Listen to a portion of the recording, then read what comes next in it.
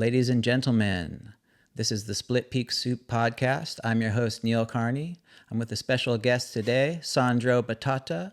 He's a 6th degree black belt in Jiu Jitsu, and he has a studio, Sandro Batata Jiu Jitsu Academy on the Westside.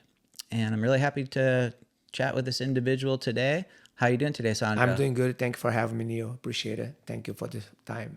Yeah, it's my pleasure. I think I heard of you was from my good friend Andre Gironelli, and he mentioned, we had been talking about some things that had kind of went down in the lineup on the West Side, and which caused quite a big stir on the internet. And I was just kind of reacting to what I saw, and as somebody who has grown up in a place with a lot of localism, where respect is a huge issue with visiting surfers and outsiders, and also locals as well, just how a functioning lineup operates. I was pretty impressed with what I saw, and we were discussing it, and he said, you should interview this guy and get his story. Thank you. Yeah, I'm thrilled to get into that, and let people know kind of what happened and your take about it all. But I think more importantly, just to get to know you on like a human level, can you tell me a little bit about your background? Yes, I appreciate to have me and give me the chance for introduce myself. Yes, born and raised in Brazil. I know André for a long time since we are kids in Barra da Tijuca, Rio de Janeiro, and grew up there. Have been raised there. Also wanted to be when I was young, I want to be a surf, but it was really hard back on time in Brazil. We don't have big champions the way we have today. And on this process, I already doing judo back on time, and I decided to transition for jiu-jitsu. And I found like a kind of like something I really wanted to do. It's mean competing, because I wanted to compete in surf back then. But like I said, it's really, really hard, because everything back in Brazil, especially on my time, is very expensive. Special surfing stuff like surfboards, wetsuits, and it is a little bit complicated to put the hands in a good material. You know what I mean? To kind of to develop a very good skills. So now those days changing, but back on my time, like I said, it is complicated. That's why I'm kind of like I was doing judo, and after judo, I started surfing right away. I was 5 years old to 7. That's when my dad put me in judo, but in the same time, started surfing and kind of like. But the surf, I fall in love with surf because I born and raised right in front of the beach, and my dad was like he not diving, but kind of like how to call spearing fishy. Mm-hmm. Since we were young, we have a great relationship of the ocean. You know what I mean? So yeah, fall in love with the surf was like almost like a natural thing in my life. So, and then not be able to proceed with surfing in terms of being competitor, I found the passion to be a competitor with martial arts. That's how I started doing jiu-jitsu. Nice. And the culture in Brazil, jiu-jitsu is huge there, right? Super, super huge. Yeah, and where was jiu-jitsu? Does it come from Brazil? It came from Japan, and they have a little different jiu-jitsu in Japan, and the Brazilian, the Grace family, Helio Gracie, modified jiu-jitsu to pretty much he make that technique. He not change, but he create a lot of leverage when the small person can do a big person. So Yeah. that's why jiu-jitsu attract me. I was like, oh, what is this? You know what I mean? And funny story, my initiation in jiu-jitsu, I was doing Muay Thai after I left judo. After I left judo, I was surfing a lot, but I was doing Muay Thai back on time. And when I met jiu-jitsu was on the beach, because a couple of friends of mine, they're already doing jiu-jitsu, and they tried to drag me into jiu-jitsu, and I was thinking jiu-jitsu is kind of similar to judo because the gi, the uniforms, And I said, like, no, it can be like judo. And I was like a little burnout about judo. That's why I went to Muay Thai and still surfing. But that day after surf session, we are on the sand hanging out, and they like, let me show you. And I kind of like, okay, let's do something. If you guys prove to me that's better, I will try. So sure enough, they pretty much kicked my ass on the sand. Yeah. And I was like, and those guys kicking my ass that day was like a bunch of small little kids, skinny kids. And I was like, wow, what is this? And I thought they have lucky. And the same day, we kind of like agreed to kind of mat in the place we live.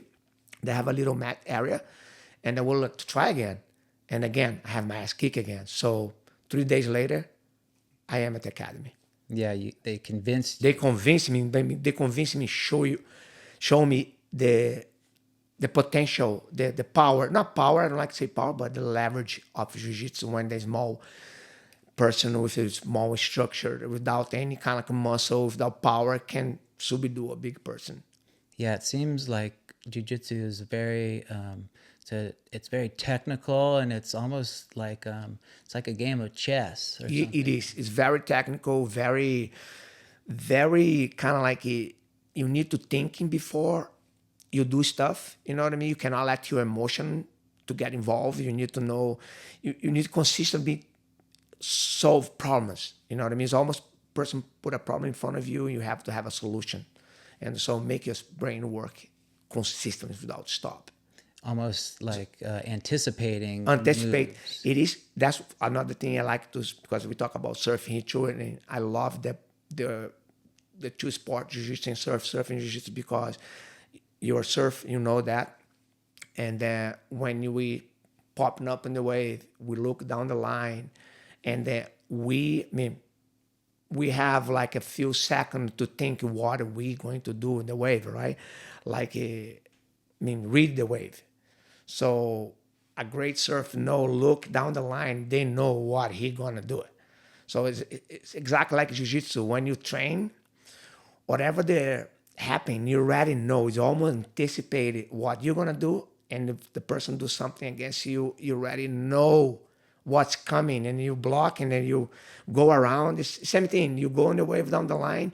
You want to do a floater, but the moment you go to do a floater, maybe the wave change a little bit, and then you kind of like tweak a little bit the board and connect to another maneuver. You know what I mean? It's easy to explain to you because you were surf, but Right.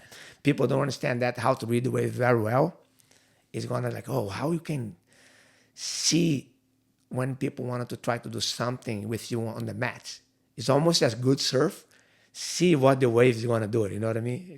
Yeah, I would imagine that it's kind of like an instinct, like the It's, part of you yes, that's instinctual, and kind of like with many other sports, especially when you're harnessing the energy, is like you're you're in a flow state yes. where the thinking kind of maybe just goes away. You're not kind of thinking when you see an arm come up, you go, okay, well, I'm going to grab that and put that here. Your instinct and the flow takes over. I Taking over. imagine. Yes, exactly, correct. Yeah, it's almost like people don't know. People like, hey man, how you know I'm gonna do this? It's a feeling. It's a feeling thing.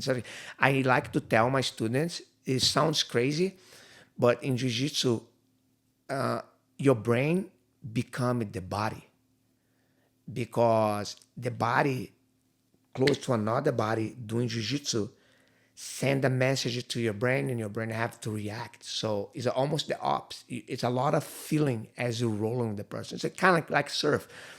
You in the wave is going to give you what you need to do. Yeah. And then you need to read in fraction of millisecond, you know what I mean? Just we have to be really sharp in the brain to kind of respond for what the wave mean. In surf, the wave, it is your opponent, right? In jiu-jitsu, another person is your opponent. It's pretty cool. Yeah. Yeah. Well, that's pretty cool. And so, like, early on, did you find competitive success with jujitsu? Oh yeah, early on, my first tournament, that's why it blew my mind. I still like thinking about to trade, not trade, but kind of like put surf on the side a little bit, because I fall in love with jiu-jitsu. In my first gi, my first uniform, because back on time, my dad was like, he don't want to give me to me the gi, the uniform. And like I said, like surfing, anything in Brazil is expensive, Right. crazy. And my dad told me, no, maybe that's one of your more thinking in your mind. You already did judo, Muay Thai, you surf, and then now you want to do jiu-jitsu. And he didn't want to give me the gi, and I got a brand new surfboard. I just got it for a friend of mine, really good surfboard back on time.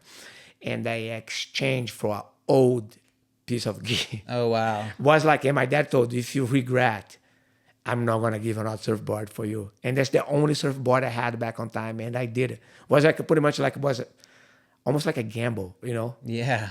and it worked.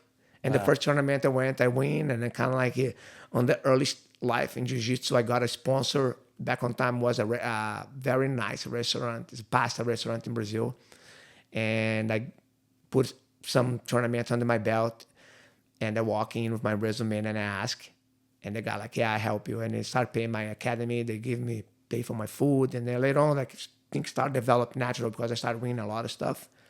And then like surf, you doing good, things gonna come Yeah. to you. You know what I mean? The For sure. results gonna show your work, and then things happen.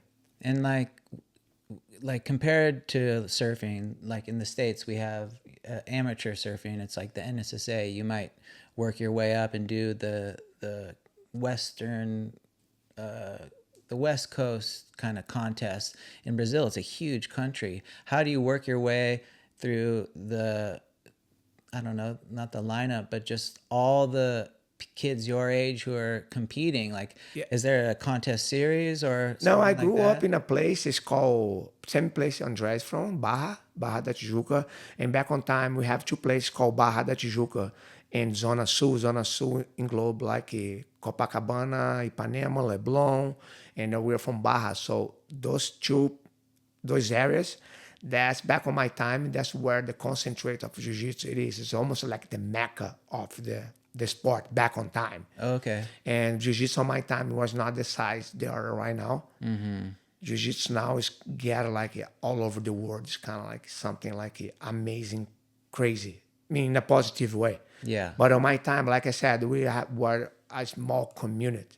Even compared to surf will always have been bigger than jiu-jitsu back on time on my area. But got on a point when jiu-jitsu become like very, very big in the area you are. And so everybody know each other, and all the tournaments was happening right there in Barra or Zona Sul, around the area we live. And then that's where the majority of like this restaurant and the clothes and the people like the exposure we have magazine like you guys have here in town, Tubular and Yeah. all this magazine. I don't know the other name. What's the other name of the magazine? Santa Cruz Vibe. Santa Cruz Vibes. Yeah, we have those magazine for jiu-jitsu, and that's how you got exposure back on time. We don't have social media back then. Right, totally. And so at what age were you starting to think this is beyond just a hobby or something that I'm good and I'm getting sponsors at, but something that I want to, devote the rest of my life to? It was 16, I believe 16, 15. That's when I started winning tournaments. And then I'm about to finish high school. I mean, I'm never been great in school, but I finished the high school in Brazil, and kind of like I started competing a lot, and the results started coming. And then that's when I thought, I think I want to be a coach of that, because I know the competitor. Even I competed as a master now. I'm 51. Is it a black age? I don't know. Maybe surfer have that too. Yeah. And back then, I kind of like, okay, this thing's gonna give me a leverage to competing until certain point in a high level and as adult, until I get the age I cannot compete against adults anymore, and that transition from master division. But after all that done, I can combine that being a coach. So it worked very well. Yeah. And I tried to push my career as adult until I was 37. I still compete against kids. I mean, was crazy because it's almost like you try to race. You have like a maybe beat up car against Ferraris. You know what I mean? The kids out there. But I try. Yeah. And then finally realized like I cannot do that anymore. I have to go to my age bracket. Yeah. And it worked. Well, that's cool. I think Slater won his like 11th world title Yeah, when he was like 40 something years yeah, old, no, like it's later. 41 or something like that. So, Kelly Slater pushed to the limit, and but he's really really good. That's why he's the GOAT right. of Yeah. this sport. It's a rare, that's an exception. I think Jordy Smith is like 38 or 39, and he's the oldest guy on tour right now. Right? Yeah, but Kelly was like, man, I don't think nobody can do what Kelly did. Yeah, freak of Yeah, nature for I don't sure. think the guy it is from another planet. Yeah. I don't know. Maybe another Kelly will born. You know what I mean? Who knows? Yeah, it's not likely anytime soon, Yeah, but you never know. Yeah. you never know. Yeah, Talent exactly. can come up at any time, any place. And just a little bit more about growing up in Brazil. You mentioned that, it was hard to come up in the world, and, money was short, a lot of competition for resources. And Yep. that must have included waves, Oh a yeah, lot of waves. surfers. A lot of surfers and a lot of, but in Brazil the difference kind of like we don't have point breaks. A lot of point breaks. There's more beach breaks, so it's a little bit easy to navigate. But the best spot we have is big crowd. You know what I mean? Yeah, you can't really like at a point break. You're kind of like a couple different places to sit. A beach Yeah, break, you can beach move break. around Yeah, and kind of if yeah. people are bugging you, go find another little peak Oh on no, the beach totally. or Yeah, in something. Brazil, I don't know how many mileage exactly. You know what I mean? But in Hawaii, people said the 7 mile miracle. All right. Yeah. In Brazil, I don't know from beginning of beginning of Zona Sul to Prainha. So it's a long extension of beach break. You can drive around and you can find a little spot we call Vala. Vala is Vala. It is almost like it is channel. Yeah. So we have a slang for that. Oh, let's go find out a valinha, a little vala, little yeah. channel, in the beach break, and then we sit on the close to the vala, and kind of like we got a little perfect waves. Little sandbar. Yeah, a little sandy bar. Yeah, it's not Cool. perfect like here. Yeah. But sometimes we can find something really cool, really nice. Fun, warm water. Fun, too. warm water too. Yes. Yeah, it's beautiful. You just get your board short, and your leash, and that's it. And so, was there any point during when you first started learning all these skills with martial arts, how to protect yourself, that this training became a valuable thing in the water? Were there ever Yeah. instances where things kind of Like happened? like I said, Neil, I start jiu-jitsu with the intention to be a competitor. I never start to be, start jiu-jitsu to be intention of like hurt someone or harm someone. That's why I never use is in my favor to go out and try to bully people, try to gain my way of bullying environments or bullying people to get what I want. But I have to be honest, jiu-jitsu give me a lot of confidence, you know what I mean, to kind of understand and also read other people.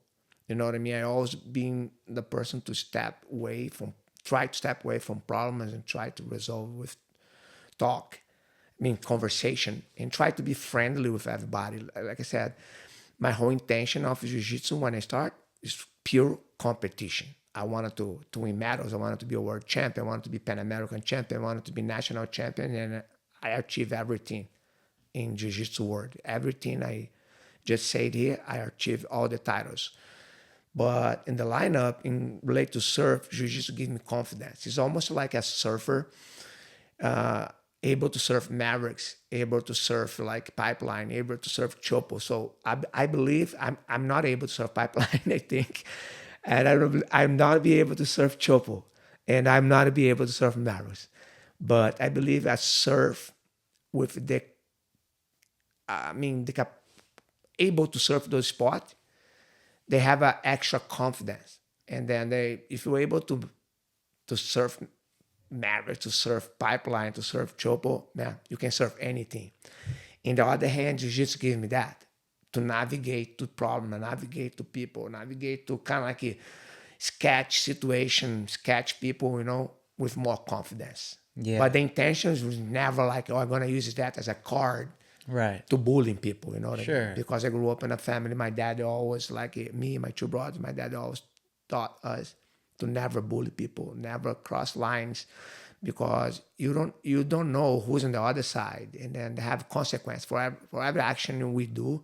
the consequences will be there. We don't know. You know what I mean? Yeah, people could, call their friends, Yeah, 10 friends, or exactly. bring Or a knife or something. exact a gun, and on the other hand, to respect people is supposed to be a supernatural thing to us human, because we talk here, but let's say I don't know your private problem, and you don't know my private problem, and then same thing, you go out, you go in a coffee shop, sometimes you ask for a coffee, and the person behind the counter was having a bad day because her parents passed away.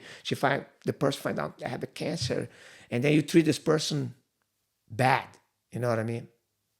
I'm not saying because that they should treat you bad, but sometimes people cannot control. You know what I mean? They have personal problems, and then try to get in another person. Yeah. So now like I said, as I getting old, I try to understand more of that. And jiu-jitsu also gives me that kind of like a ability to read the people. Like, okay, let me give the person a chance, and like maybe have any problem. You know what I mean? Maybe have something going on, Yeah, for and I sure. try to understand the situation. Before jump to conclusion.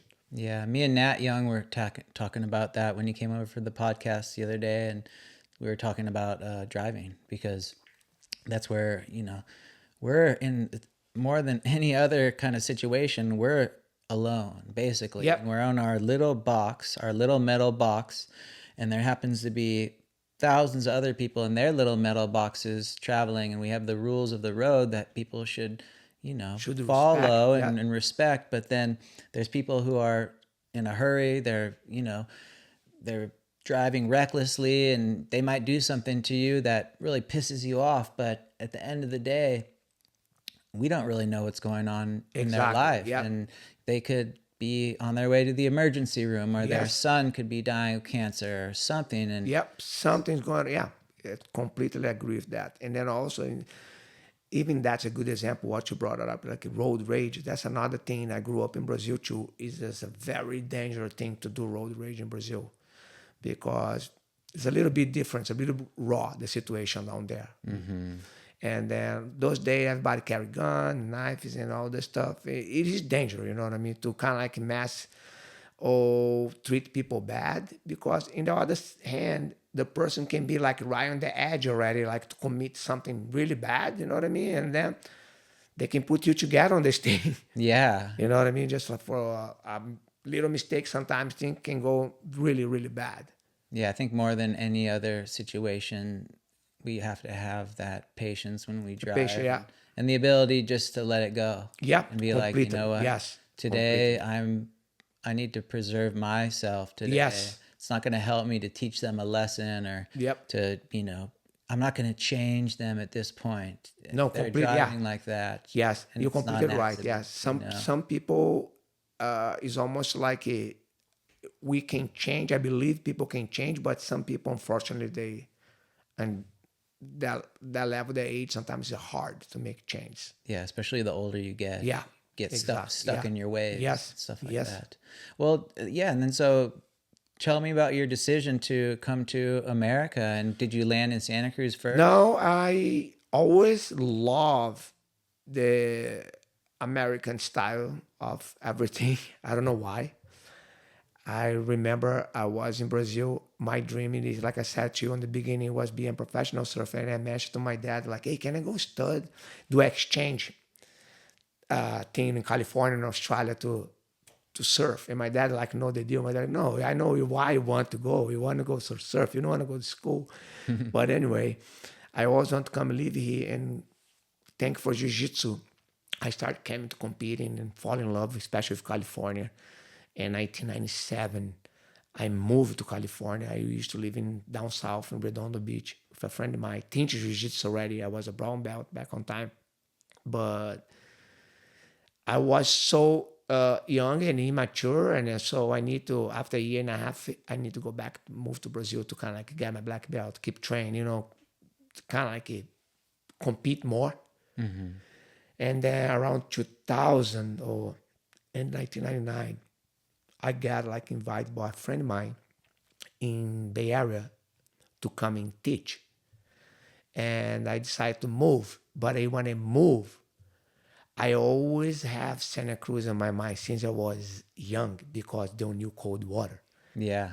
Because I watch when you cold water like crazy. I know pretty much I watch all the new cold water happen here. I watch in Brazil on the they have a show there they call House every Saturday at 6 p.m.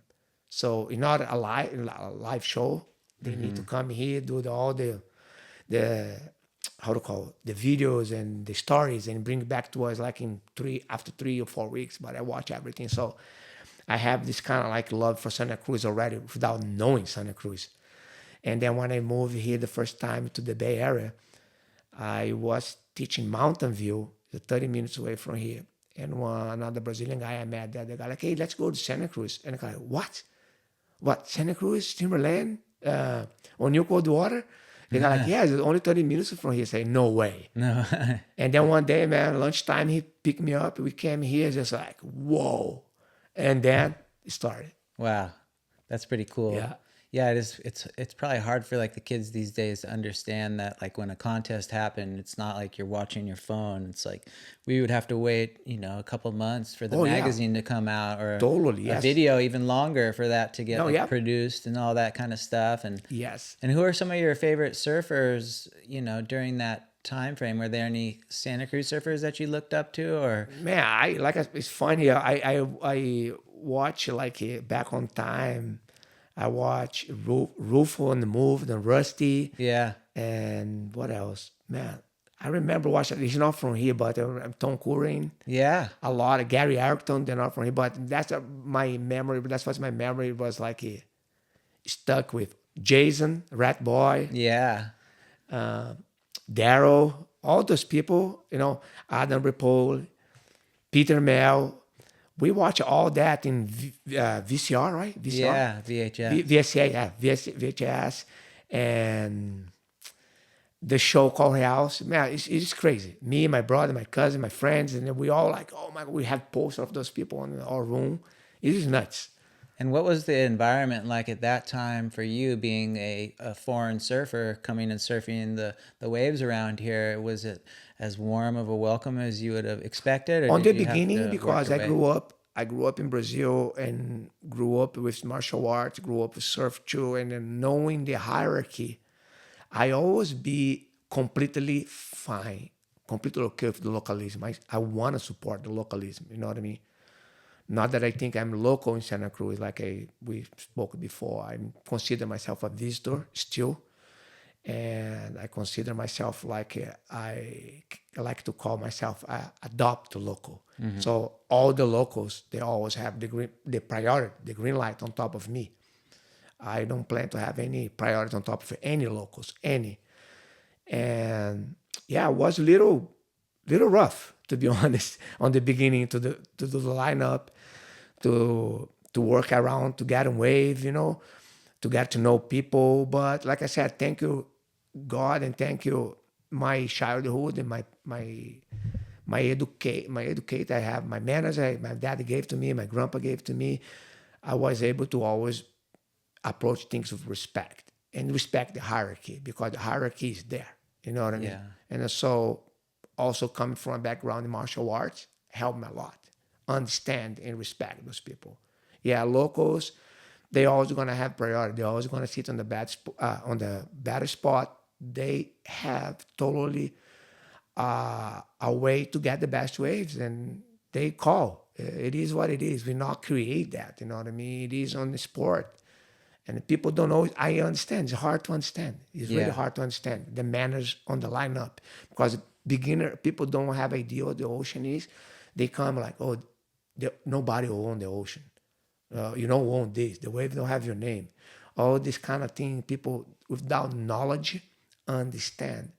Same thing when you're teaching jiu-jitsu and someone approach your academy, walking through the door with an attitude, without being your student, without knowing you, without knowing the environment, without know the other student you have, and walking through the door like you already wearing a gi with a backpack on the hand, just like, hey, I wanted to try here. It's just almost the same way. you approach a lineup. You cannot approach any lineup in the world with aggression. You know what I mean? You cannot claim to sit on the spot, on the point with the boys. It's not only here, it's all over the world in surf. Yeah. And if you do make that decision that you have the skill and you have the attitude where I have the capability to take off at the top of the point where the waves is the best, then you go and you work your way slowly Exactly. into Yes. that, Exactly. and Yeah. you kind of have to be prepared to just maybe have some sessions where you might not get You're not much gonna get a wave. wave. Exactly. Yeah. You have to be prepared to don't. People don't gonna give you wave. The people don't know you. People kind of like it. You just jump in the water. You know what I mean? You just move to town. You just relax. Take your time. It's going to happen. Yeah. People gonna see you. People gonna to know you. Give yourself a time. You cannot bust in people's house and just sit on the couch, open the refrigerator, put your foot up, turn the TV on, and make that your house. You cannot do that. I think a big change was the internet coming out. Yes. Because it was like this spreader of ideas, and all of a sudden it gave these people where like information became globalized and easy to access and readily accessible. And so people start to kind of imagine that, you know, they know everything, and that these rules that have been in place for a long time don't apply to them. You get a lot of this kind of entitlement in Yes. the world. I think especially, I don't know, it feels like after COVID that entitlement got a lot worse. I don't know why it is. After COVID, I felt like people change a lot. People have less patience. People, I don't know, man. It's completely different. It's too much social media and the keyboards warriors. You know, Yeah. people think they can. They believe they can say anything, they can do anything, but sometimes they forgot. Yeah. You're not behind a keyboard. Yeah. You know what I mean? Or that they can speak on something that they're not involved in, if it's not their culture. Like they can see something, and all of a sudden, because they have the they call it the anonymity, which is basically not being able to have somebody. It's like, okay, so it's, you wouldn't say this to someone if they were standing right next to you, but because you're never going to see this person in the world, you can say, well, oh, that was horrible, or you can be very judgmental behind the keyboard warriors. The keyboard warriors. It's just like everybody like they have their own opinion, but I think I am okay to people have opinion, but sometimes not opinion. People coming to try to bully you, to offending you, to I don't know, disrespect you. It's really bad. Yeah. And before the social media, we don't see a lot of people coming to other people's face and talk all that because you can't. You're in the person's face. You don't want to be acting like that. But now, is everything easy to those people? You know what I mean? Yeah, and also too, like what came hand in hand with social media, phones. Yeah. And like now people, especially after, I don't know when it was, when the camera phones became good enough quality where if something happens, people can whip it out and start filming something, and then they'll upload that footage, and then all of a sudden they'll try to like make you try to look bad. Look bad. Yeah. Exactly. That's totally, yes. And they're using that as a weapon. A weapon. That's exactly what I'm going to say now. The phone become a weapon. Mm-hmm. You know, and you know, it's like, there's probably a lot of good things that have come out of that. People can't get away with doing stupid shit, illegal stuff. You can't be disrespecting somebody without, you might think twice about your actions. Your action, yes. And you know, like as for me growing up in Santa Cruz on here on the east side on Pleasure Point, things would happen in the water, they would come to land, and people would fight each other. And like, you know, the best outcome, people shake the hand or whatever. But I also saw a lot of vile, fucking ugly shit from people who I know and I grew up with, jumping people. Yeah, really bad shit, you know, and like it's just, there's bad energy in that. So I can't say that it's altogether like a bad thing that things have shifted, but because the lineup used to be a controlled chaos with these rules that were enforced a lot of the times through, violence. And I have trauma from that, from being a kid around it, seeing it, but I also know that in a certain way, it's like a puppy, right? Like has the mom, Yep. the baby puppy does something wrong. The mom grabs it by the neck and it Yeah. shakes it or bites it or something. Or you put your hand into a fire, you get burned. There's lessons that The have to last you be have to, yeah, learned exactly, in yes. these regards. And so that's kind of been something that's changed a lot since Completely, yeah, in the completely past right. Yeah. 25 years. But we'll get into that a little bit more. I just wanted to talk a little bit about how long was it before you started to kind of like get more respect in the lineup because you were showing it, and how No, long did it I take for believe it that was to like take? I cannot see how, because I'm the person I like to hunt waves, so I'm not like to sit on the right on the point, but I was like always like back and forth, and then I like to sit on the slot because my favorite spot was the lane, and I'm kind of like whatever crap wave is coming, I'm kind of okay with. I just want to surf. I just want to have fun. You know what I mean? I'm there just. I want to get a lot of wave, but I'm not. I'm not the type of the person. I'm gonna sit there and wait for. Oh no, I want the best wave. I want, because surfers sometimes, all the surfers. That's our sport. We are selfish, so, Yeah. because we want the best wave. We want to get the number wave, but I cannot recall. But I think my way to act on the lineup, and give people a chance to know me, I think helped me a lot to navigate it to the lineup. But like I said, I'm still respect all of them. You know what I mean? In any lineup, especially where I live now, Steamer and Westside, in Santa Cruz, I surf a lot. I live here. I surf the lane a lot. I still give. I always think I don't have priority. That's every time I jump in the water, I don't have priority. Especially if the boys are there, they have the priority. Yeah. I always think like that. I never change my thoughts about this priority thing because it's a natural for me, because the jiu-jitsu hierarchy. Doesn't matter the person is older than you always respect. I have a thing in 2000, a few years ago, I was going to the finals for the jiu-jitsu world. And when I got on the final, on the semifinal, I know I'm going, if I pass the fight, the match, I'm going to fight with someone that guy already taught me. When I was a white belt in Brazil, he was a brown belt. So, but we ended up in the final. So I give the victory for him. I don't fight him. He was like, what? I don't, man, thank you very much. I was like, he thought you wanted to fight. I said, man, you taught me how I can do something like that. Yeah. You know what I mean?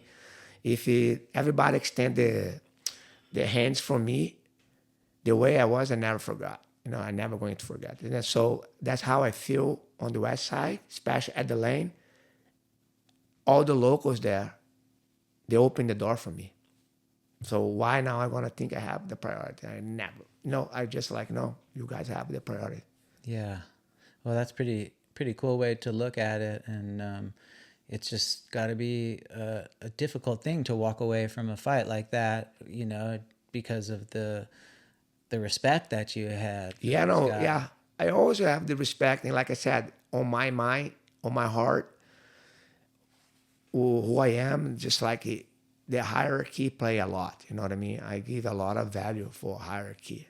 So how I gonna come here and thinking I have priority over, I don't want to mean, I don't want names because I have to name a lot of names, but how I gonna think I have priority of everybody in the life? I mean, Daryl, Rufo, Nats, those guys always have priority on top of me. Yeah.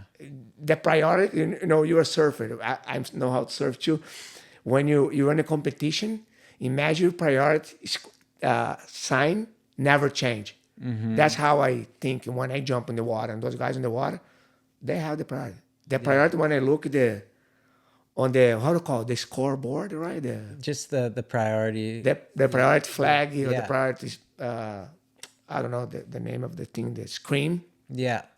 will never change for me. Mm-hmm. You know, it's something if I came to the point here, you're born and raised here, you are surfer too, you have priority. Yeah. When the waves on the point, on the peak there, nobody's there, okay, I can get a wave. Right. Or maybe people I never saw, people outside come and jump in the water. Okay, because I am adopt a local. Yeah. Okay, now I can have the priority. Right. Yeah, I think it gets kind of tricky because it's like in our minds we know how long we've been there. You know, the Yeah. other locals who recognize you might know how long you live there, but somebody else who might have been here for 25 years, they might not be friends with like the Yeah. boys or The boy, whatever. And then so it's just a matter of time spent in the water and getting these Yes. relationships and seeing someone. If you see someone all the time, then you would know that this person's putting in The person put in the time. all that time. And so that's how that kind of sorts itself out. I was going to ask you, is it something where you see in jiu-jitsu where sometimes like the pride gets in the way of somebody like maybe pushing too hard or being too aggressive? Sometimes could happen. Sometimes a lot of people start doing martial arts and not only jiu-jitsu, any other martial arts and MMA, any other thing, just to use as a card. You know what I mean? Right. Just in my case, I use I want to compete. Right. I wanted to compete against people know jiu-jitsu. I wanted to be in the jiu-jitsu world. Like same thing. Surfers sometimes start surf because they want to compete. The goal for surf is compete here in the United States. NES, how to call it there? The NSSA, Yeah. that's just one of them. And they go create points and then they go do QS and then try to make the CT, right?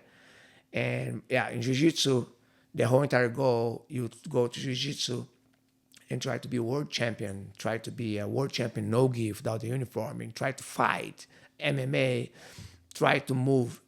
But going back to surf, some surfers you wanted to do surf, I want to be a free surfer. And same thing jiu-jitsu, they don't want to compete.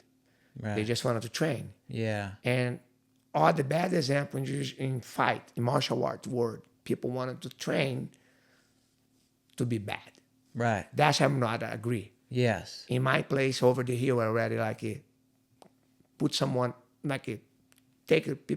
push people out from my gym because I see they're bad for the environment, and I see almost like they're not good example, and they're gonna use jiu-jitsu in a bad way. So I already kick some student out. And I would assume that just probably like with surfing, if you come in with that attitude to hurt people, you might get humbled. Oh, completely. Yeah. But like I said, it's a very similar. Sometimes people go surf with the intention, I'm gonna burn everybody. I'm gonna get out of the way. I don't care.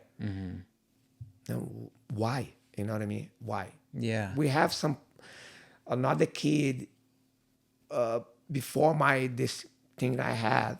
Another kid there, at the lane, threat other groms with a sledgehammer, burning everybody. Get on the point, the cops come to the cliff and put the kid out of the water. Yeah. But that day, I almost get with this kid because he come on the parking lot. Right. And the cops came on the cliff and put him out. Yeah. Wow. Well, that's cool that you can be there as a protector as well. Yeah, no, I try, man. I try to look for everybody. I really love everybody at the lane. I don't surf too much on the east side, but every time when I came to the east side, everybody has been cool with me. And I have not a single problem anywhere, And as a parent, as a dad, I try to look for all the kids at the lane. Yeah. All of them. If I see something wrong there, I guarantee I'm going to jump on the case for protect those kids because I see myself as a parent, you know what I mean? And sometimes the kid there surf and some bad people take advantage. Yeah. Take advantage, you know what I mean? Well, they're lucky that they have you there. I think it's a good opportunity to get into the drama that happened a couple weeks ago at Yeah. the lane. Do you want to just walk me through what Oh happened in yeah, your no, words? totally. That's what happened to land. Unfortunately, for all the power, all the leverage I have under my hands, I tried to avoid, and I was not able to because the guy was trying to the maximum escalate everything to what happened, and that's not happened the day. Oh, I believe on the 2nd of this month. We are May, right? Yeah, May 2nd, 2026. I jump on the water and I have two persons on the water, the boogie board and this person. And like I always do, I jump in the water. I say hi for everybody. If the people sit there, I make sure I pass because I don't want to sit in priority. I just jump out of the cliff. So you pass everybody, you put yourself on the line. And immediately I say good morning for the boogie board. The boogie board is my friend. And I say good morning for the surfer guy. And he say good morning. Okay. I initiated a conversation with this person, with the surfer. How are you? He replied, I'm fine. How's the wave? Because it was small, was tiny. But I would like to try that board I got from scratch, like a twin fin 410, and I was like a little kid. I wanted to try that. By the way, the board's really good. Thanks, Stretch. And I talked to him.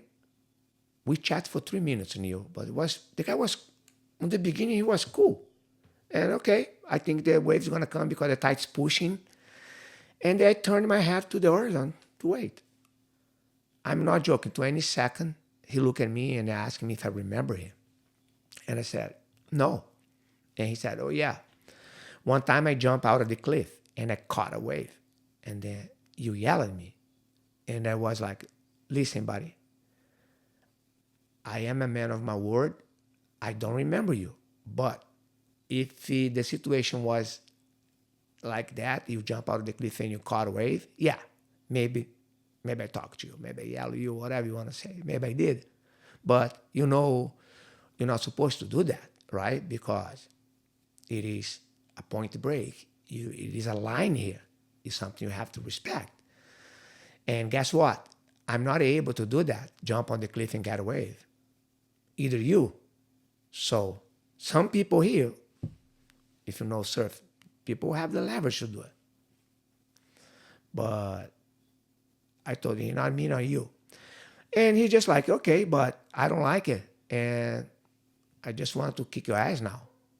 And just like, man, first of all, I thought he was kidding, right? If he was joking, man, on my mind, like, what? 7:15 a.m. I just jumped in the water. And this guy, and I, bro, are you serious? He just like, yeah, I'm very serious. And he started paddling into me. And then now I sit on my board. I said, well, the guy's going to come close. But I didn't know he was going to jump on me and deliver a punch. Yeah. But when I sit on my board, I prepare my foot to put my foot on his rail in case if he tried to do it and I'm going to push on his rail and he fell. So I don't have the time enough because he get close to me. He jumped. But he jumped already on top of my shoulder, land one punch on my forward head, Yeah. and another 3 or 4, boom, boom, boom. But and he tried to hold me a little bit over my shoulder, and instead to panic, I kind of like relax, and I was just, I'm gonna wait, and he come up. I come up, I put my hand on my forward head, and I see it was not cut. But as I was doing that, my body language and my action to do this, I think he got happy. He put his hand up like this and just like, are you like this now? Are you like this now? I'm gonna drown you. I'm gonna Yeah. kill you now. And it's like, bro, you punch me. Now I have no option. And he just like look at me and say, yeah, you have no option. I'm gonna drown you. I'm gonna kill you. I said like, bro, Are you serious, Brian? What you doing? Yeah. I'm gonna have to do something now. I know you punch me on my face.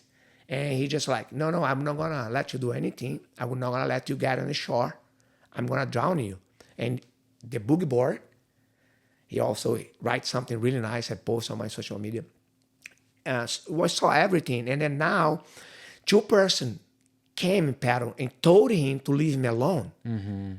To, oh, that's Sandro, don't do that. That's, leaving him alone. He served here all the time. Who are you? And he just like, no, shut the fuck up. And I'm going to get him. And then I started paddle to the shore. He kept follow me.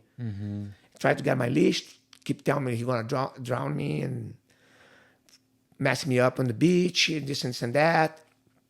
And as I got close to the stair, and I told like, okay, he's going to get a rock. Because he told, I'm going to get you anyway. I said, no problem, I'm going to be outside. And he started following me. And I was looking, and as I come up on the stair, he don't got anything. But I have a friend of mine there. I have a part of the video. I didn't post this video yet. Because a lot of people are there, the keyboard warrior, oh, you take him down with his board on his arm.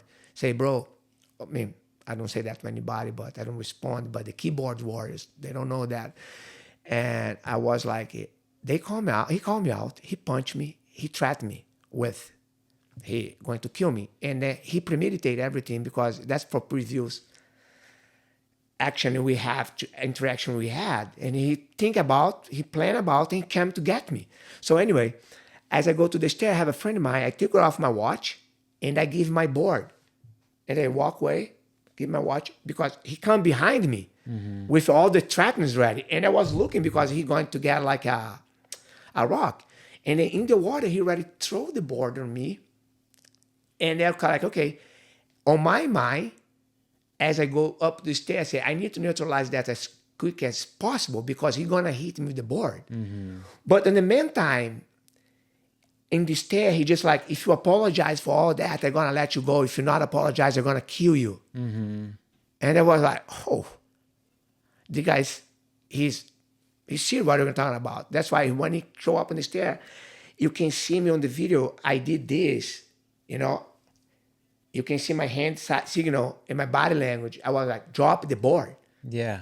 And he just put his hand, and that's when I shot because on the point, I don't trust him anymore because he can use his fins, he can use the nose. Yeah. You know what I mean? It's like, no, I cannot. And then on my goal, to be honest, even when I got the punch, it was like, I need to neutralize this guy before he do something bad.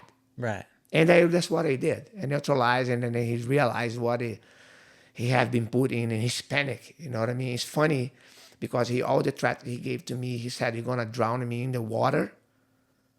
He ended up drowning. Yeah. On the dry land, on the dirt there. Yeah. Was pretty bad, I'm not like proud of that's what happened. You know what I mean? I did for defend myself and to stop his aggression against me. Yeah. Because by the point when he told me all that, and he said he came back to get me. The way I see, I'm not a lawyer, but the way I see, he premeditated everything. He thought about, he marinated the idea of got me.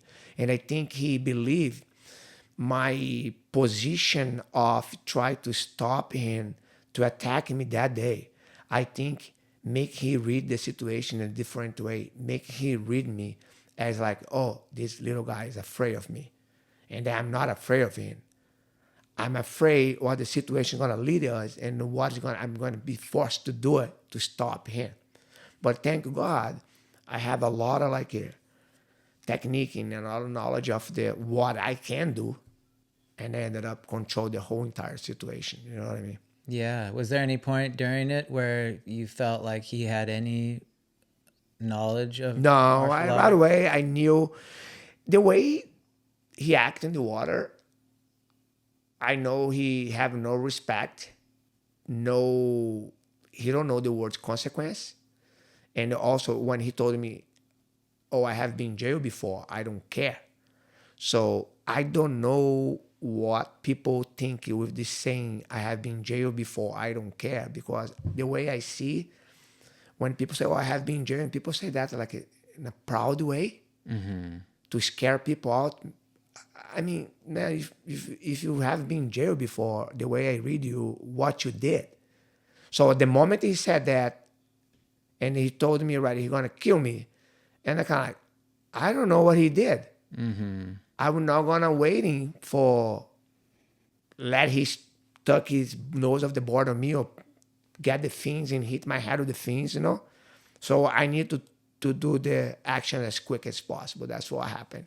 Yeah. And I noticed right away when he put it in the ground, because the level, when you level this level of jiu-jitsu or grappling or fight idea, you can tell when people have idea or people don't have idea. And normally with people with my skills or better than me or professional fighters, you know what I mean? They don't have this attitude. They Right. don't fight in the street. They don't treat people. They don't bully people. Yeah. But they are ready, you know what I mean, Totally. to deal with things like that. Yeah. Silent but deadly. Silent, but yeah, exactly. And then we don't go around saying, "Oh, I'm gonna do this, I'm gonna do that." You know what I mean? Just like it's more like, man, all my life that's why, going back to what I said in the beginning, I started jiu-jitsu with the intention to compete. If I want to kick someone's ass, I go to compete. And I get the titles I want. That's what I did in my whole entire life. What I gained for that, I don't consider I kick this guy ass, but the way I see, I almost like give him a little bit of manners to treat other people's better. Because it was me this time. But how many old people we have surf on the point there, surf here. If you eat this punch, they can be okay, or they're gonna get knocked down by this punch. And then what happens if you get knocked down in the water? You're gonna drown. Or the wrong punch hits you Yeah. the wrong way and you're lights out You forever. you don't need to be a professional fighter or a strong person to land a punch. You need to land on the right place on the face. Right. Connect one punch on the jaw, on the temper. You knock someone down in the water. And then I don't think if you knock me down with this punch, he land. You know what I mean? On me, I have a half of a tennis ball on my forehead. The cop take the picture. And I don't think if he land this punch, I think he land the punch in someone not prepared, maybe people freaking out. Yeah. You know what I mean? If I don't have the ability to deal with that, I may walk away. And then what I'm gonna give? I'm gonna give him a false sensation. He can do that again. For sure. That day was me. Next day he can treat like a grown. He can do that for a girl. He can do that for another old guy. You know what I mean? Right. What was the reaction like with the people up on the cliff? Were people freaking out, like watching? People and stuff? freaking out a little bit, but some people there, they have some bystander that understand. They know me, what I'm doing, and the people stand right there. The only thing they told me, Sandro, just control, don't hurt him. And I was already doing. I'm not trying to hurt him. I'm not gonna lie. You know what I mean? Cross my mind. Yeah. Because man, after get punched, I got assault. Yeah. Assault. Yeah. That's being violated. I've been violated, and the way I see, like, man, now I have this little poor kid, not kid, it's a guy, poor guy in my hand saying sorry, but he punched me. But if I don't have this kind of like a martial art background to have compassion for the weakness, Yeah. I may be gonna do something bad. Right. And I am gonna end up in a bad spot. You Yeah. know what I mean? But besides that, I decided to do it because everything happening, I was completely aware. I don't know what happened. I was really calm.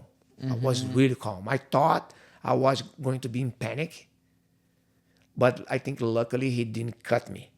Sure. You know what I mean? Because maybe it would be different if the punch in land cut me.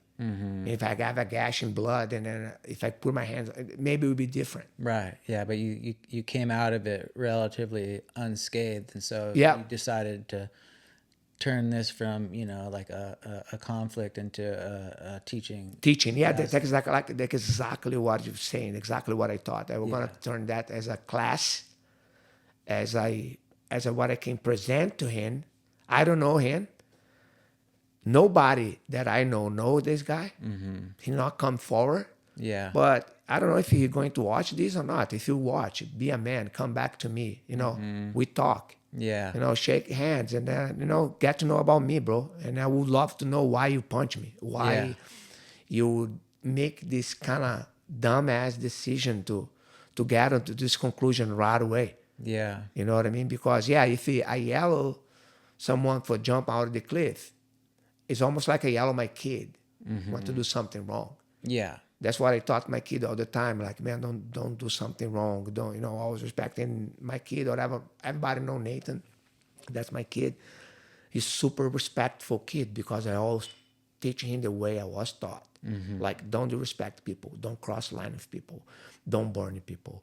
Say sorry, say excuse, wait for your turn, give it away for grooms, girls, whatever. Yeah. Or if what happens if I have priority, let they go. That's why I think, because the other thing I don't want them to do, if they have priority, if they don't have priority and you have, and they decide to burn you, I don't like to go on the same wave they go. Yeah. If they're burning me, because it's danger. Right. It's danger. Surfers, they have to think, special people have no idea. We have a gun under our feet. It is point nose, 3 blades or 4 blades or 2 blades under there. Yeah. It's a knife down there. Well, that's another thing why it gets so frustrating, like surfing with people who, I mean, it's one thing if you go out there, it looked like the guy, was maybe like a little bit more than a beginner. Like he knew kind of how to surf, but there's other people who just go out there super clueless and they're just doing stupid shit with their boards, and that they don't understand that it's nothing personal. It's that they're putting people in danger, in harm's way by doing that. But he broke an unspoken rule about surfing is wait your turn, wait for priority. And especially with steamer lane, you can jump right off the tip of the point and be deeper than anybody else. You jump down, or you jump on the cliff line steamer lane. That's what people don't realize. You right there. Yeah. You are on the priority. Yeah. So if you're a dickhead, you're gonna get away. Right. Yeah. And then, but like I said, on surf words, on the word, we know people can do that. Yes. Same as a pipeline, same as in Chopo, same as in the other point break. The locals have priority. Some people, they're gonna jump and they're gonna get away. So what? It still happens to me. Like there's guys who, no matter. I've been surfing here for 30 years every day, and there's guys who paddle out, and I've been waiting for a half an hour, 45 minutes. But they paddle out. I just have to give it up. I fucking hate it. I don't like it in the moment, but it's like, I'm just like, okay, that's just the culture. One of the older guys burns me. Even at this age, some guys will still burn me, and I just straighten out because I know, it's culture. It is like hierarchy. Yeah. That's why I am okay with that thing. I'm okay. I like when the guys jump on the cliff and the guy have the green light to do that. Man, you can get away. Yeah, get away with it. Same thing. You go to pipeline, you're gonna get away. And people go to pipeline. You can be a professional surfer. You're gonna sit there for 5 hours. Guess what? You're not gonna get away. Yeah, it's just sometimes it gets kind of confusing because there's no like organization that like gives someone a diploma. It's like you just understand that through your experience. You're like, okay, there's no policeman who's giving somebody the right of way, but if you put in the time, you understand how to read the lineup, you'll know who these guys are. And clearly, the guy who you got tangled up with was have no idea what's going on. You have no idea what's going on in the surf. Yeah, you don't do the homework. You have no idea. You have his own conclusion, and you think like, because the common thing to hear about people don't understand about the surf etiquette, it is like, oh, you don't own the ocean. Oh, the waves don't have your name. You think you own this? Man, it's not about this, man. Same thing in jiu-jitsu. You don't go there. You have a rules in jiu-jitsu. If you're white belt, you don't call the blue belt to train. If you are blue belt, you don't call the purple belt to train. Yeah. If you are purple belt, you don't call the brown. And then you're brown, you don't call the black. So hierarchy. Yeah. Empty in the lineup. With surfing, we kind of have this experience of being in the water, and we're able to read the lineup because we put in the time, we develop these relationships.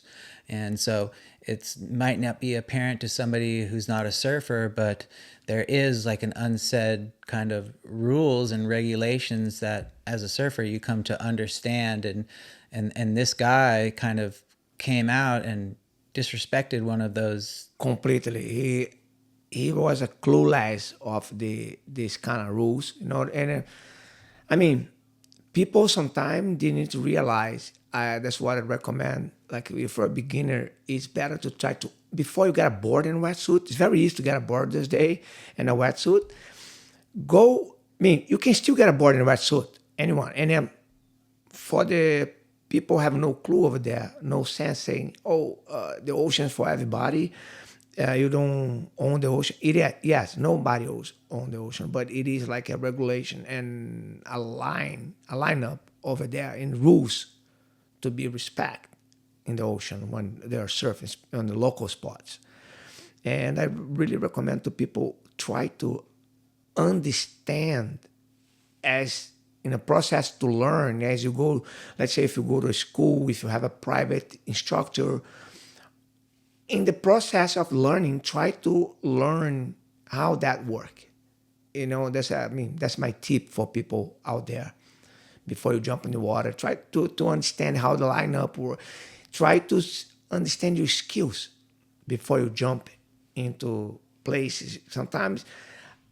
People sometimes see in surf like, oh, you guys try to push people away. No, we don't try to push people away. We try to just like, okay, make people understand, learn slowly, Yeah. and they come to the place.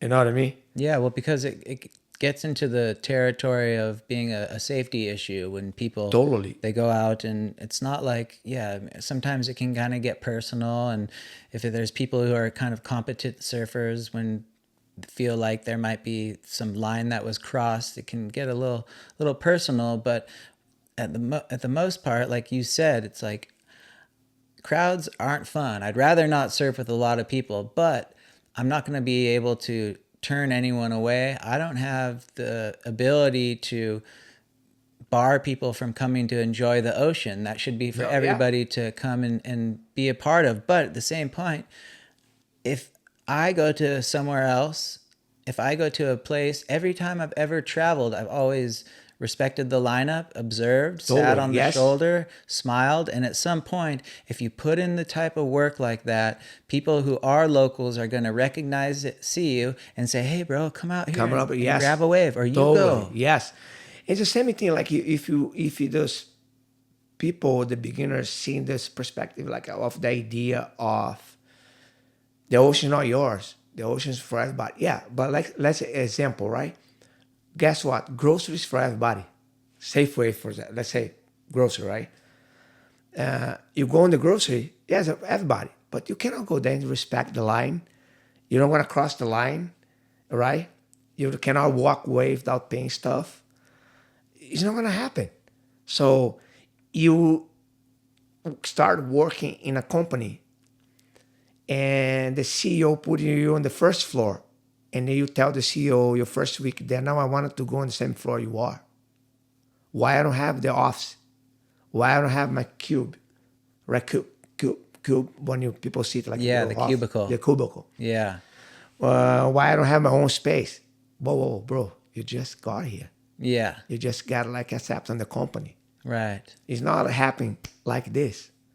You know what I mean? Same thing, you walk to Jiu Jitsu Academy, you're not going to be being accepted in the main group, because in Jiu Jitsu, same thing. We have academies, but inside the academy, we have the main group. You know what I mean? You'll be accepted if you're a nice person, if you approach with respect. You know what I mean? And if you don't approach with respect, you may end up not being accepted. It'll be a problem. Yeah. But that's in any aspect, in any field in life. You work in a company. So let's say if you work in a company, you respect everybody because you think you're whatever. What is going to happen? You're going to get fired. Right. So it means you got fired. You don't get accepted. That's happened in lineups. Yeah. You get there with a stupid attitude. You think everybody's going to accept because the ocean, it is for everybody. Yes. The ocean, it is for everybody. Yeah. The ocean is open. It's a nature thing. But people living close to the ocean for the whole entire life, born and raised there, they all surf that. This is like a little family. It is a family. Become a family. Everybody become a family, community. Yes. And then you wanted to come to the community. Come with respect. Yeah. That's really simple what people ask. Yeah. But like I said, for every aspect in life, wherever you go with respect. Yeah. You go to the theater, watch a movie, you have a popcorn, you're gonna throw the popcorn on the ground, you're gonna throw the salt on the ground, you leave the seat at the end of the movie, you don't wanna get your garbage. You know, I don't know, it don't make any sense for me. Yeah. People, they are able to see in other aspect, but when it comes to serve, they want to come in the respect. Mm-hmm. And they think that okay. It's not okay. Right. You cannot come into a community, to a local environment in the respect. Yeah, localism is there. Right. And have to be respect. Yeah. It's very simple. But I don't know why people have this hard time. And I would love to ask those people who have no sense about, okay, do you have the hard time to understand the boss, your manager, your CEO of your company? You have to respect that? I don't think so. They respect because the job is on the line. Yeah. And on the other hand, they come and respect in another aspect.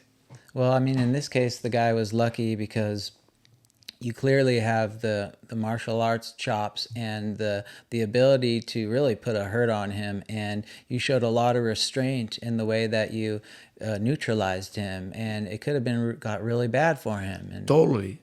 But to the beginning through the end, I never have idea of hurting. Even the other side, I believe he have the idea of revenge. He premeditated everything. He punched me. He told me he's going to kill me. He told me he's going to drown me. He held my shoulder underwater. Luckily, like I said, I was born and raised close to the ocean. I know the ocean. I didn't panic at all because I know I'm going to be able to handle the thing in different ways. So I maintained my calm, and I was was able to control the whole entire situation. You know what I mean? With a good, clean technique without putting any harm on this person. yeah, and when the dust settled, did he get up and did he attempt to shake your hand, or did he just storm away? He just walked away. Yeah. And he go to one side, I go to the other. Police talk to me, talk to him. I have a big a bump on my forehead, like half of the tennis ball. Yeah. And the police asked me if I wanted to press charge. I said, no, I don't want to press any charge. He bite my finger. Oh, He bit my finger. Oh, shit. He tried to gauge my eye. Yeah. And was almost, he had the intention to do something. I think he not did it because the amount of technique I have, I was able to stop him. Yeah. But his whole intention to go back to the lane, to looking for me. Yeah. And said to me even after I almost begged him to, man, just go surf at 7 in the morning. You know what I mean? But he decided to proceed what he wanted to do. Yeah. What about afterwards? Were you pretty jacked up on adrenaline, or did it take you a while to calm No, down to be honest, I'm kind of I calmed down really quick because, like I said, I was already calm for the whole entire situation. Mm-hmm. But I don't want to lie, I was a little bit impressed the way he attacked me. Because sometimes we have mouth off the lane in the water all the time, but I never had anything on that level. Even in Brazil, I grew up in Brazil. It's very kind of a different environment. Feisty. Yeah, it's kind of more spicy. People fight. Right. But I'm 51 years old. I never, ever have been attacked like the way I was with this person. Yeah, well, he put his money where his mouth was, I guess. You know, but apparently he didn't have enough money. I was my God, man. I was a little bit in shock. Right. Surprised. Yeah. And I don't know, man. A person like that, you see if he have a knife or if he have I don't know. Yeah. I don't know, man. Because like I said, in my whole entire life, I never attack nobody. Like, never. We have a lot of street fights in Brazil, yes, a lot, but I got attacked. You need to Right. defend. Yeah. But like I told you in the beginning, the reason I started jiu-jitsu was not think about go out, use as a card to beat up people or use as a card to kind of get what I want and bully people. No. The only reason I started doing jiu-jitsu, only competing. And I achieved everything is possible in my sport. Yeah. Everything. And I have a lot of different titles in jiu-jitsu. I'm very proud of. But that's the only reason I started jiu-jitsu. And I love because it's very technical sport. It is a sport. They consistently give problems during the train. You have to have a solution. It's almost like surf. Surf, you jump in. Each wave is different. You have to read the waves different. So same thing jiu-jitsu you have. The wave is your opponent in surf. In jiu-jitsu, not the guy. Your training partner is your opponent. Yeah. It's pretty cool, the relation the two sport, the similarity the sport have. Definitely. And in a broader sense, this became kind of good publicity for your academy and for your training, because you can show the kid who gets picked on his whole life. Maybe he's a surfer, gets picked on, and it shows you that even if you're like the small little guy, if somebody's coming at you and threatening you, if you put in this dedication to this discipline, yes. you can Overcoming that. yes. Totally. Yes. I completely it's become like the keyboard warrior said, I use that for how to call for Publicity. Yeah. I didn't plan that. Right. I mean, thank God, give me the ability to deal with that thing in a proper way. Right. You know what I mean? With that, what I know is funny part, it was when we are on the ground, he was screaming. He was like, oh, you use your always skill against me. And then lucky you are using my skill against you. Because do we want to exchange punch and kick? I can, because I have background in Muay Thai for a long time before Jiu-Jitsu. And why turn that to violence? I don't want to. Because since the beginning, like I said, I wanted to stop. I don't want to proceed.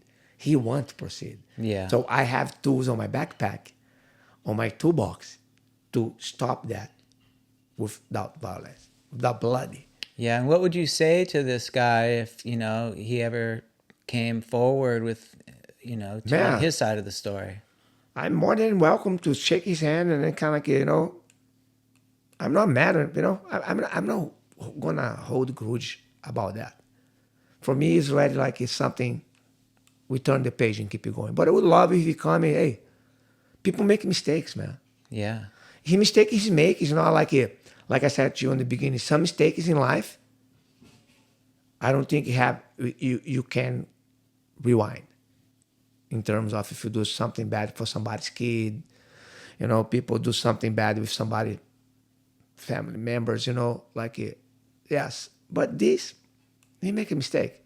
Let's say, was a mistake, but it was like something we cannot repair. Yeah. Yeah, repairable. Totally repairable. How many people fight and shake hands, become friends? That used to be the way that fights would usually end. A lot of the time, if things went right, get up. Man, dust one it off, time shake my hands. middle, I have a brother. I have two brothers. My middle brother have a beef with the guy who used to live in Brazil.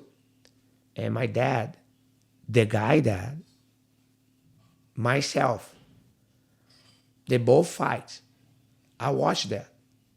My dad and his dad watch. And fights over, they shake hands, and guess what? My family become the best friend of this guy's family. Yeah. It's Right. Something good come up of this sometimes. So would you be willing, if this guy heard this podcast and if he wanted to learn some... So man, totally. Yeah. You're more than welcome. I'm saying I don't hold any grudge for this guy. Yeah. You know what I mean? I don't wish anything bad for him. I wish he had been learned. You know what I mean? Mm-hmm. And he become a better person. Whatever problem he have on his mind today, it's not my fault, man. I know he was mad with me because I told him to don't jump on the cliff. and got away right away. But it's not me making the rules. Right. The rules for everybody, include myself. Sure. You know what I mean? Yeah. And he should know that better next time. Yeah. Hopefully, I think a lot of problems can be avoided like that with Totally. water. But yeah, it's just, as I might have said before, it's just like it's the hardest thing, especially if somebody's not a really skilled surfer or an outsider, to get called out and to have the maturity to get that message. I've been sounded if I acted out of my kind of capacities or my abilities, and you just kind of have to absorb it and move on. Totally, And yes. it didn't seem like he was willing to let Same that thing. go. I know how to surf, but you think I go to pipe and sit in pipeline and like, oh, I think you're gonna get a wave. I think you're gonna, I have my turn. It's not gonna work like that. Right. In any other place, any lineup in the world. But I know that by the fact because I know how to surf and I know etiquette of surf and I know hierarchy. Right. It's not gonna happen. Yeah. You go to Hawaii, you think you're gonna surf all over the place without no problem. You come to the lane and you're gonna do that. You're gonna here on the east side. You cannot do that. Yeah. You have to respect. Well, I think that you handled it beautifully. This guy needed to be taught a lesson. I don't condone violence, but I also think that it's at a certain point, bullies get out of control. Yep. And you did it in a way without like harming the guy when you definitely could have. Yep. So it's And bully people is not the right way to do it because a kid get bullied, he can get so angry, and keep the stuff for him. And one time the kid can explode, you know what I mean? Just go get a gun and shoot the whole classroom, shoot the theater, because the kid got bullied so much in the past. I don't know, man. I'm completely against bully stuff. Yeah. I don't like it. I don't like Definitely. it. Bully is not health. Yeah, and I mean, I got picked on growing up here on Pleasure Point. A lot of guys are my friends to this day, but I don't know what it was, my size or my disposition. I was a real sensitive kid, but it felt horrible to get bullied. Yeah, that's not good. Yeah, and I've carried that with me my whole life. It's not like I had a chip on my shoulder, but when I see people being a bully, somebody has to stand up Yeah. to bullies. That's exactly what I do at the lane. It's a sacrifice too. Yeah. I mean, if I see people there acting up with kids and people that I know there, I will jump in the case. You know what I mean? I don't like this thing, man. I like kind of like it be like justice. Yeah. I don't like people coming to respect people and walk away and that's it.